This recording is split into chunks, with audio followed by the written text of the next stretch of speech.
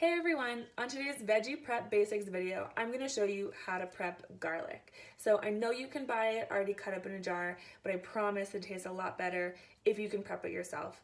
I know it's a little bit intimidating, you don't really know where to start with this thing, but just follow along with this video. I'm going to show you several different ways to easily prep garlic so you can add a ton more flavor and nutrition to your meals.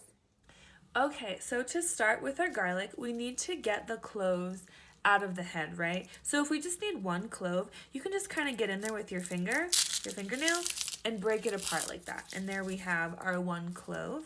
But if you need the whole head of garlic or you need multiple cloves, sometimes the easier thing is so this is the top, we want to turn it over to the bottom, and then press down, kind of like circular motion like this. And that just breaks all the cloves apart super easily. So that's a nice little trick right there. The first thing I want to show you is just simply how to remove the skin or the paper off of the garlic. So one way is you can kind of pull on it like this, press the garlic, and we're just going to pull it off. Sometimes this is really easy to do, and I'll just go ahead and do this to remove the skin. So that's one pretty easy way to do it. Another way you can do it is if you take the clove, put it down, grab your knife, and put the flat part of your knife on top of it. We're just gonna give it a couple firm taps. Just like that. And you're gonna feel it slightly compress under your knife. As we can see, that kind of crushed the garlic clove a little bit, and it just makes it pretty easy as well to take off the skin. So to start, the most simple way to cut garlic is really just thinly slicing it. So I'm going to take the garlic, use my fingers and hold them kind of carefully, and just slice across just like that. And we're doing thin slices here. Now this type of garlic, sliced thin like this, is awesome if you are making like a pasta sauce, if you're doing some sort of stir fry or sauteed vegetables. If you're braising meat, you can add it in like this. So there's a lot of applications for this thin sliced garlic. The next cut that we're going to do is if you want the garlic to be in smaller chunks for, again, something like a saute or a stir fry. So I'm going to go ahead and cut from the top to the bottom end here, and I'm going to cut all the way through, but not 100%. So as you can see, I'm cutting about like 90% through. We still have that bottom end there holding the slices together. So I'm just going to go ahead and do that. And I'm cutting it really thinly here, so it's about 1/8 of an inch thick, all of these slices. Then I'm going to go hold it like this, use my fingers to hold the sides in, and then cut it straight across like that. And watch your fingertips here. So now we have the garlic chopped up a little bit finer. This is awesome for things like sautés, stir fries. You can add it to a marinade, stuff like that. Okay, the next way we're going to cut the garlic is if you want to mince it, and this is kind of the most efficient way to do so. So take your garlic and put it on the flattest side that it has so it's not rocking around too much. We're going to take our knife and cut sideways through the garlic, right through the middle, like right there, and we just want to cut it in half almost to the bottom end. Okay, so now you can see we have it cut just right there, kind of in the middle.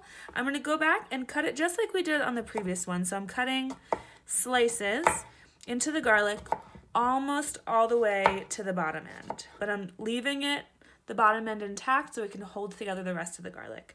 I'm going to go back and then use my outside fingers to hold in the garlic, and then we're just going to slice across really thinly. And try to use the rocking motion with the knife. It's just going to help you make nice, cleaner cuts. And of course, like always, the sharper that your knife is, the easier it will be to make clean cuts. Okay, so now we have the garlic cut pretty fine. This is pretty close to a mince, if not minced, but we can continue to cut it up. And that way would just be going across the garlic just like this, back and forth, until it's minced, which means just really finely chopped. Okay, so here we have our garlic minced up. It's pretty fine. So this is awesome again for sautés, stir fries, soups, marinades, salad dressing. This would be awesome. So the smaller that it's going to be, the less of a large garlic bite at once you're gonna get in your mouth, right? So that's why this is great for salads, because it's just gonna be small pieces evenly dispersed in the salad dressing or another type of sauce. If we wanna make it even finer, what you can do is take your knife kind of on an angle, and we're just going to rub it against the board. I have the blade end right here, kind of hitting the board, and this end up. So we're kind of working it like this, and then you can go back, and this way you're making it into a paste. So back and forth like this.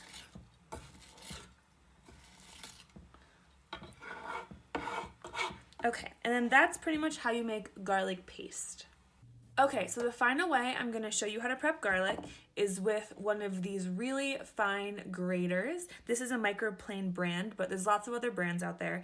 Basically, you just want one that has these really fine little teeth and holes in it, and this is gonna help you basically mince or make garlic paste in such a short amount of time. It's really amazing. So just take your garlic, I'm holding it by this bottom end right here, and we're just gonna rub it pretty firmly against this grater. As it kind of wears down like this, make sure you're watching your fingers and tucking them in a little bit. Just be careful of their positioning. You don't want to grate them on the grater. Okay, awesome. So as you can see, this just made a really fine, beautiful garlic mince or paste.